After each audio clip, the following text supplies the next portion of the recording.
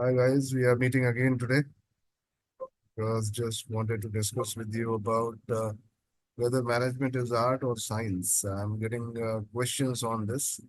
I'm getting a lot of, at times we will discuss about it. They get confused whether it is science or art.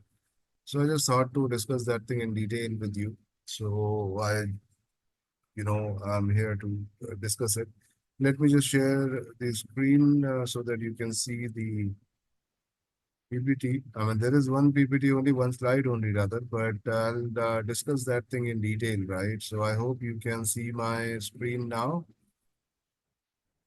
All right. So let's discuss about it, whether management is art or science. I'll discuss that thing in detail today. That's a good question, right? It's a good question because if you are confused about it, then, everything is based on this, right? So let's talk about it. Management, the art and science, of the organization leadership, right? So, management is multifaceted discipline, that embodies both art and science. At times we use the word interchangeably. I mean, we say that it is both, right? But there are certain reasoning behind it. So I'll explain it today. Right, it embodies both art and science. It integrates the empirical analysis with the creative practices. Okay. And intuitive also, right? So as an essential component of an organization, management involves coordinating people and the resources, right, to achieve set objective effectively and of course efficiently, right? So understanding management as both an art and science, highlights its complexity and the necessity also for managers to adapt to diverse situations by applying both rational techniques, right, and creative problem solving, right? Rational techniques and creative problem solving, right? So first we'll talk about the science of the management. Okay. So scientific aspect of the management, is grounded in the systematic, know, and methodological approaches, right? It involves the application of established theories, principles, empirical data, to inform, decision-making processes. The The facet of management is characterized by the precision and the predictability and the structured framework, you know. So it is basically scientific discipline, right? Because you are talking about the systematic approach. You're talking about, predictions basis on certain facts. So it is a structured framework. So this is basically science. So if you talk about the theories and the principle in the management, so management science is heavily influenced by the classical management theories. We have discussed a lot of theories, right, of the motivation and the other thing of the management, right? So management science is, influenced by the management theories such as you talk about the Frederick Taylor, you talk about the Henry Fayol, right? Frederick Taylor's scientific theory. You talk about Henry Fayol's administrative theory, right? There we have the 14 principles. Max Weber, right? Max Weber bureaucratic theory. So Taylor emphasized efficiency through the time and motion studies and standardized the task while Fayol outlined key managerial functions like planning, organizing, commanding, right? And coordinating, controlling, right? So Weber introduced the concept of bureaucracy, advocating for a structured hierarchy and clear rules to ensure consistent decision making, right? So this is about the theories. We talk about the quantitative technique in the management.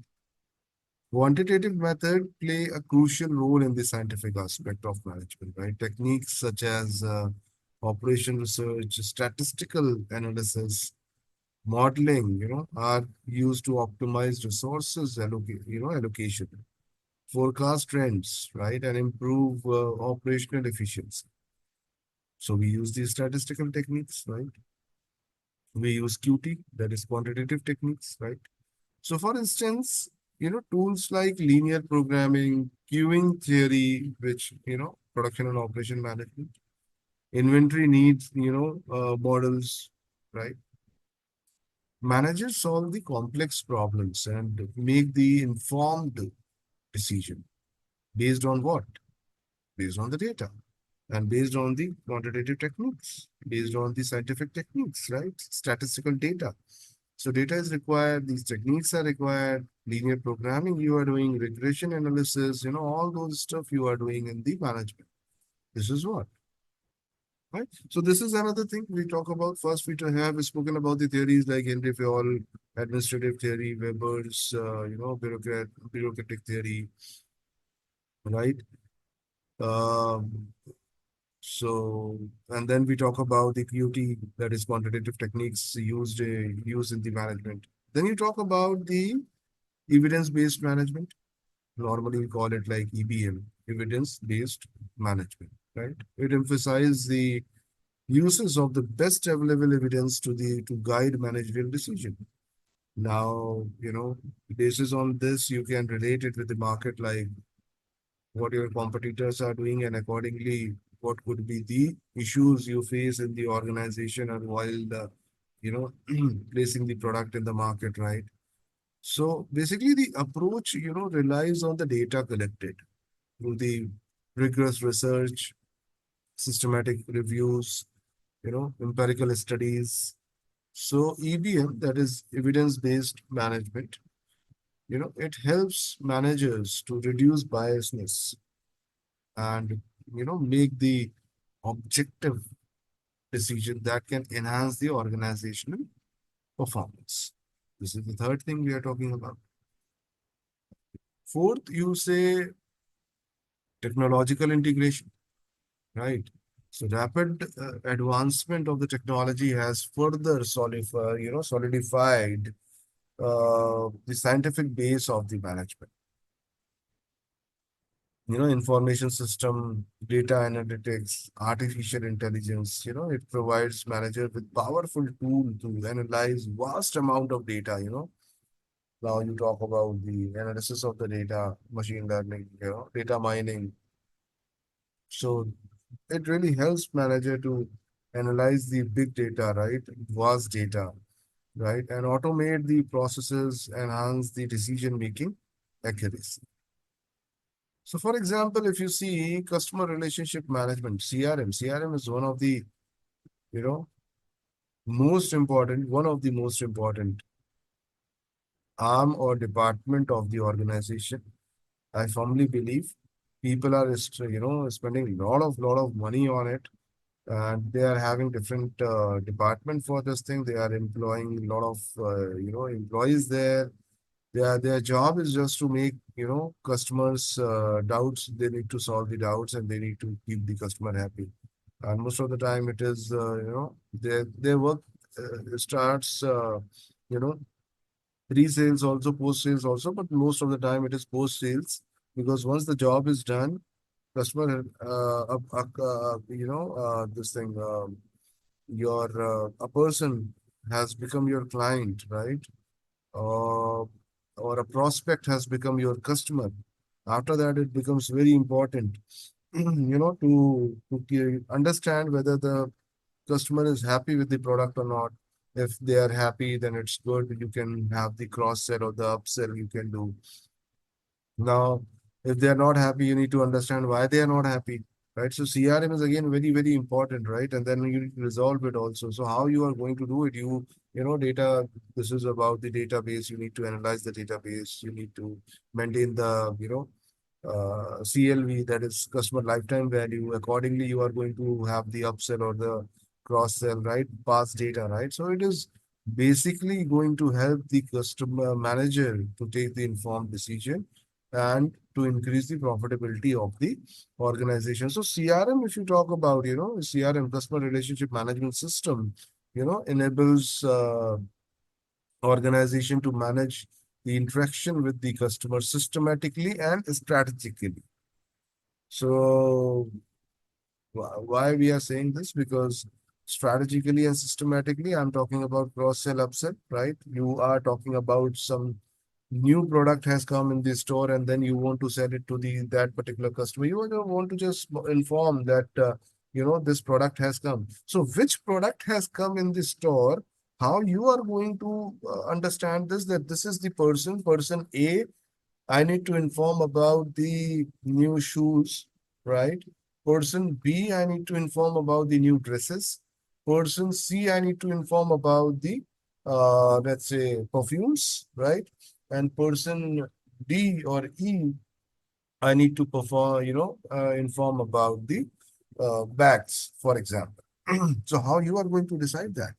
You can only decide that when you are maintaining this data and you are analyzing the data properly, right? Then only we can analyze it properly and we can take the informed decision. We can connect with the customer, and this is why we are saying it is systematic and strategic, right? So CRM, that is the importance of CRM, and this is what we generally say. This is the science, management is the science. So what we have spoken about? We have spoken about the theories and the principle, where we have spoken about the Fayol or the, Frederick Taylor or Weber theory, right? You talk about the quantitative techniques like statistical techniques, right? Operation research, linear programming, and all those things, right? Then we had spoken about EBM, that is evidence-based management. And then we have spoken about the technology, right? Technology integration, right? So now let's talk about why we say that management is art. So the art of management, uh, while the scientific approach or the scientific aspect provides a foundation, of the knowledge and technique, the art of management is where the intuition, creativity, interpersonal skills, come into play. So intuition is important, interpersonal skills are important, and creativity is also important. And that is why we say it is art, right? So you have got the right path, you have taken the informed decision, then after it is creativity, intuition, right? And interpersonal skills, which play the role. So the art of management involves understanding the human element of the organization, right? And navigating the complexities of the human behavior and organizational culture, right? So let's further understand this thing. Let's bifurcate point wise. We understand leadership and the vision. If you say, at the heart of the art, management is leadership. Effective leaders possess the ability to inspire and motivate employees, right? It creates the, shared vision, fostering the positive organization culture, right? So leadership is often seen as an art because it requires emotional intelligence. I have said it in the other video also. Emotional intelligence is the word which a leader should possess, right? If leader has got the emotional intelligence, trust me, it becomes very easy to lead because people are going to appreciate you, right? Automatically, right? So emotional intelligence is one of the characteristics which, suggests that the management is an art. You talk about the empathy. Again, it's a very, very crucial word. Empathy is required in the leaders, right? And then capacity to connect with the people on the personal level, right? So what is this? This is basically art. Leadership is basically an art, right? You are talking about the empathy, you are talking about connecting people with the, you know, on the personal level, you talk about the emotional intelligence, right? This is all art, right? So, you know, Visionary leaders, like Elon Musk, or if you talk about the Steve Jobs, right? They exemplify how charisma and creativity can drive innovation and organization success, right? So this is what it is about the leadership and the vision under the management is art.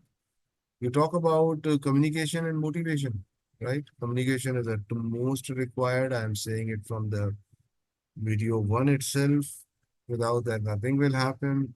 Communication is the critical aspect of the art of management, right?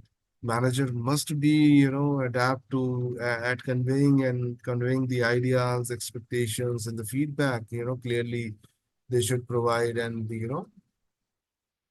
so there, if you say communication, if the communication is weak, then managers will not be able to do, guide properly, right? They are unable to communicate the, expectations or the ideas, then what will happen?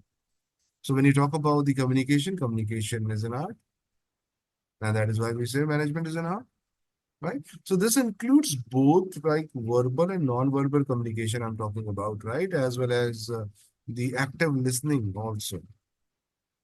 So additionally, understanding what motivates employees is crucial. As I said, that human behavior itself is very crucial, very complex, right? So understanding the employees, what will motivate them becomes very, very crucial for the managers, right? So manager need to create an environment that aligns individual goals with the organizational objective. Are you getting my point? So manager needs to create that environment, right? which is in a which is in sync with the individual goals and with the organizational objectives, right? Using techniques such as the goal setting, right? Recognition or the incentive to, drive the performance. So this is basically about the communication and motivation, which comes under the art. That is why we say management is the art. Now let's talk about one more point. Adaptability. Adaptability and innovation. So again, it is important, right? And this is the dynamic nature. Dynamic nature because business environment itself is very dynamic. So dynamic nature of the business environment particularly made this thing very important, adaptability and the innovation, right? So managers, has to have possess this thing, right? Manager has to be adaptive. Manager has to be innovative, right? So unlike the rigid structure advocated by the classical theories, or the modern management often necessitates the flexibility and the ability to respond to changing circumstances creatively. Management has to be adaptive. Right? This might involve rethinking the business model itself. Possible, right? Maybe embracing new technologies. Without technology, anyway, it becomes very tough to survive in the market. Technology is ruthless, right? Technology has got no mercy. Please understand. You need to adapt it. Otherwise, what will happen? Nobody had even ever thought about that the mobile phones will take the market of the alarm clocks. And up to certain extent, calculators also. If the calculators or the major companies were not adaptive, they could have lost a lot of market. They would have lost because of the technology change. If you see how mobiles have impacted the alarm clock market, because every mobile has got the alarm clock. Mobiles have impacted the music market also. If you talk about the cassettes, then CDs have come in the picture, right? After the CDs, Cassettes has gone from the market. Technology has got no mercy. So you need to keep your eyes here, nose open to understand what's going on here in my market and across the globe what is happening, because if something is happening sitting in different corner of the world, it is going to happen in, at your place also in some, some time. So you need to be very, very, vigilant about it. CD market, and then after pen drives have come, CDs are gone. It's happening. Right. So you talk about the, adaptability. So new technologies are there. You need manager has to, be very, very adaptive, right? And they need to accordingly respond to the new situation or the new technology or the new business environment, right? They need to find the novel solutions to unexpected problems, right? So it needs, innovation and the adaptability, right? So latest example, everybody knows about it. What happened when the scenario was when we were in, COVID-19 situation. It was pandemic, right? And we adapted, right? Everybody has done something which they have never done in the past, right? People have started, they adapted the new remote work area, right? It was tough, but people have done it, right? Uh, that is why we say that adaptability and the innovation is required. Hmm. Let's talk about another point. I'll explain that management is the art, right? And then later on, I'll integrate also. So don't worry.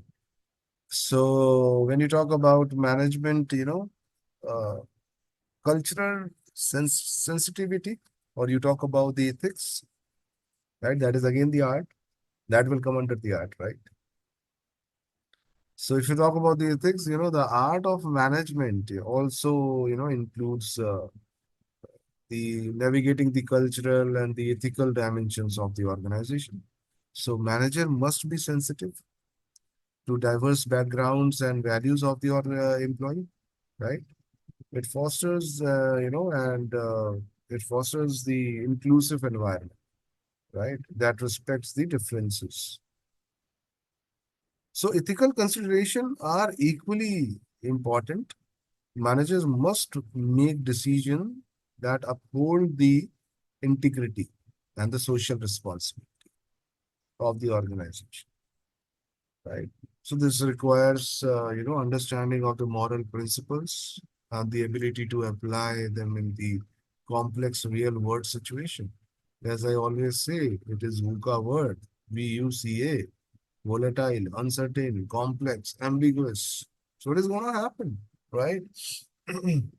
You need to be very, very adaptive, right? So let's try to integrate first what we have discussed in the art. So three, 4 points I have just mentioned. First, what I have spoken about leadership and the vision, right? You talk about the communication, right? And the motivation, of course. You talk about the adaptability and the innovation, and you talk about the ethics and the culture, right? So let's integrate science and art.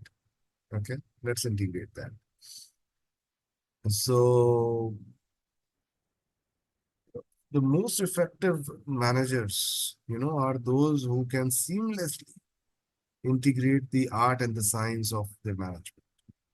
Yeah, they utilize the scientific principles and data-driven approaches to inform their decision, while also applying their intuition, creativity, interpersonal skills also to lead their teams effectively, right? So what happens when they integrate both the things? It is balanced decision making, right? Continuous learning and development happens. Strategic vision, right? You talk about collaborative culture, right? So these things happen. If you talk about, let's say, collaborative culture, so creating, a collaborative culture where scientific and artistic approaches are valued can lead to more innovative and effective outcomes. Simple. Encouraging cross-functional teams to work together and share their perspectives, can foster an environment where both data driven and the creative solutions are explored, right? You talk about the balanced decision making. So when these two things people managers integrate, what happens? Balanced decision making. So balanced decision making basically involves combining analytical tools, with the gut and the instincts, right? For instance, if you see, when launching a new product in the market, a manager might use the market research and the data analysis, right? Certainly, most of the time people do it, right? It is required. Before launching a product, you need to do the market research, right? Data analysis also you do to identify the potential opportunities, right? Of course. While also relying on their experience and the understanding of the consumer behavior to refine the product features, right? Their experience also matters, right? It helps them out in refining the product. It helps them out in preparing the strategy, right? Their experience. So understand this with a very simple example. We have Sun month. Sun month. Sun means SON. Sun means September, October, November. Why these 3 months have got really, weightage? I am giving weightage to these 3 months in the industry. Why we generally give weightage? Because here in India, if you talk about in this country, these 3 months are the months in which a lot of festivals are there. This is the festival season, right? Sun month, September, October, November. So when festival comes in, what happens? Sales automatically goes up, right? You get the boost in the sales automatically, right? So it is possible that a manager may launch a product probably in the month of August itself, right? So that people will get buffer time to think about the product, and probably from the September, October, November, they will start buying it. And that will give the best introduction phase in the market, PLC, right? So it will boost the motivation also. It will motivate to the sales team also, marketing also. Everyone will get motivated because of this, and of course, organization will get the profit, right? It is possible. In the other example, if you say there are certain time when people actually don't want to buy, right? In the month of December, normally, if you talk about the Gujarat market particularly, right? People generally don't buy in the 15 days, right? Around December it comes in, right? In mid of December or something, right? So people generally don't want to buy. So if you launch a product that time, nothing will happen. This is what? This is the experience, right? But how you have produced, manufactured the product basis on the data which you have analyzed after doing the market research, basis on certain statistical tools, right? You have refined the product, right? And then after you are going to launch it.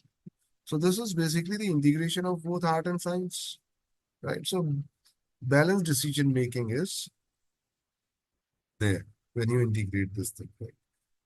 One more point I had said, and that was like vision, strategic vision, right? So a strategic vision that incorporates both art and science of the management can guide organization towards the long-term success, right?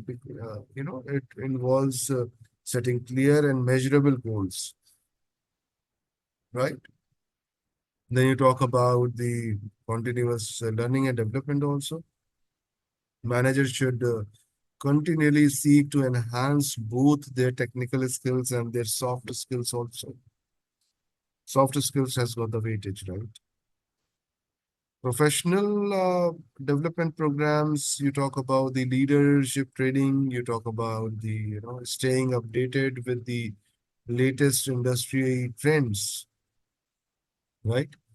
Will help the managers to, maintain the balance. right? So continuous learning and development is there, right? So these are the points basically, I hope this is clear now that why management is art and science both, because there are various points, right? So management, is both art and science. It captures the, dual nature of of this discipline, right? This is dual nature, right, of this discipline. So, scientific side provides the tools and the methodologies for the structured decision making, while the artistic side emphasizes on the human element, right? And need for the creativity and the adaptability, right? It is very important. So effective management, requires a harmonious blend, right? And of these two aspects, which enables the managers to lead their organization with the, you know, lead their organization effectively and efficiently, right? So I hope this thing is clear now to you. I'll stop here. And please let me know if you have any further questions. We'll certainly, prepare the video and we'll answer the same, right? All right, guys. So I'll stop my video here. First of all, I'll stop sharing the screen. Yeah. So I'll stop my video here. This topic is done. If you have further questions, let me know. We'll prepare the topic again. On that particular, topic, I'll prepare the video. Right. So thank you so much. Enjoy yourself. Bye bye. Take care. Right. Have a great day.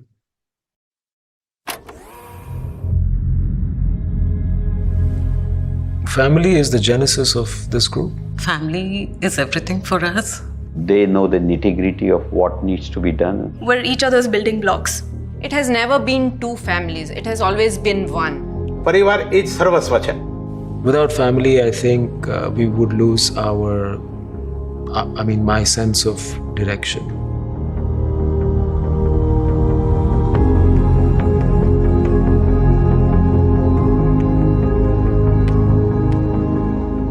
So the Marwari Group's foundation, I think, comes from the desire to prosper. Starting with Marwari Shares and Finance, the retail financial services business, and primarily into stock markets and stock broking segment in India. Essentially, we have 110 odd branches across Gujarat, Maharashtra, about 4 lakh customers or 400,000 customers. It's a business that's stood the test of time. એટલે એ અમારા ફાધરના ટાઈમથી આવ્યું છે કે આપણે કોઈ પણની અપેક્ષા વગર કોઈને પણ સપોર્ટ કરવો કે એવું નહોતું એમ કે કોઈ પણ નીડ બેઝ હોય કે કાંઈ પણ ઓર્ગેનાઇઝેશનમાં સ્ટાફ હોય એને આપણે ફેમિલીની જેમ જ ગણીએ છીએ કોઈ દી સ્ટાફ તરીકે કે એવું ગણતા નથી એમ. Then we talk about Marwari University, which was founded in 2009 by my father, and Jeetubhai Chandarana is the co-founder of the Chandarana family. We started as just 360 students with just 5 classes on ground. But at the same time, the vision was huge. We are now at 11,000 students and, it's a 35-acre campus. અને એ બધું 100% vision એનું જ છે અને આખું entire network યુનિવર્સિટીનું એ જ જોવે છે. Creating new generational students, helping them to do well in life, needs multidimensional approaches these days. And that's how we started that let's do something for society and to give something which is missing in this country. So that's how we started setting up this university.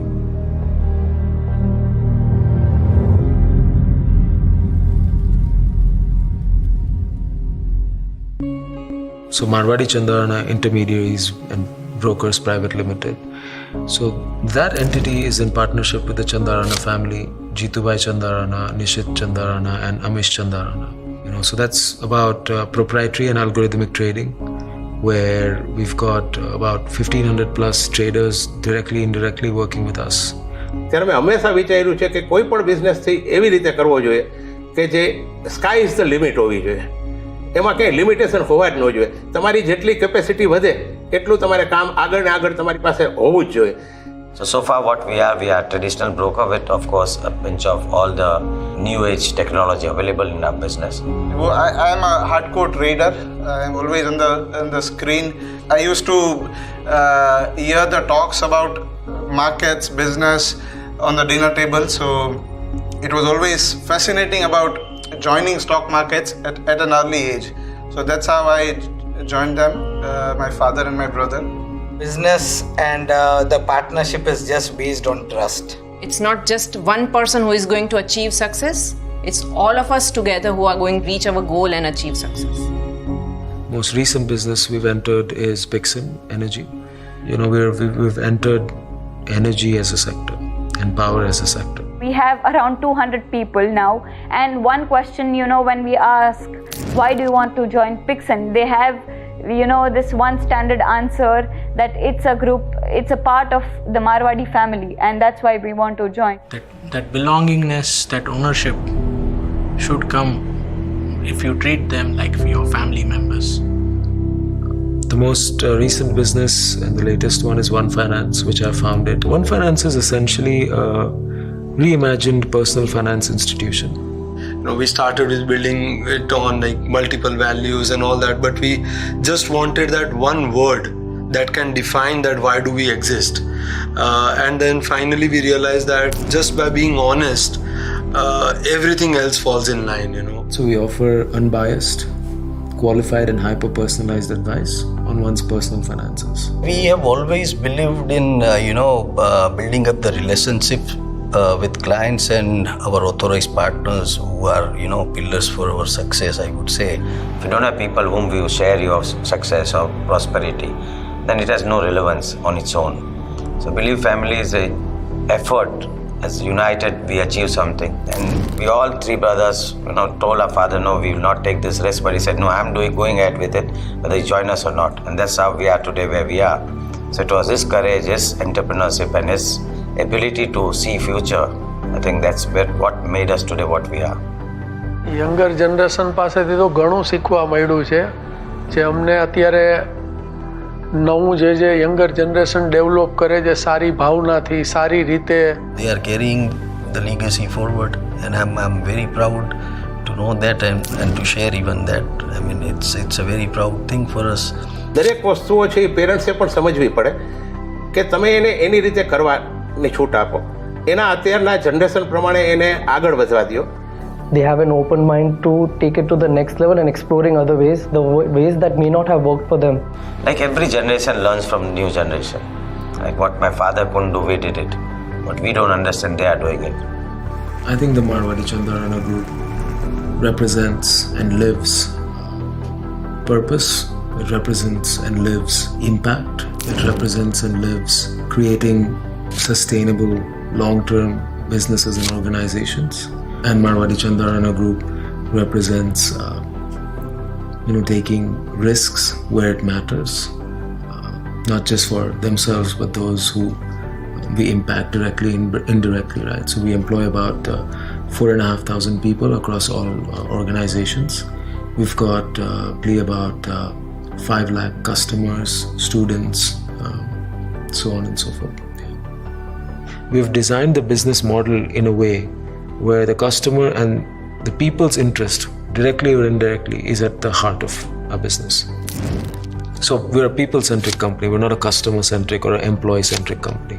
Without our values, Marwadi and Marwadi Chandarana Group won't be where it is today.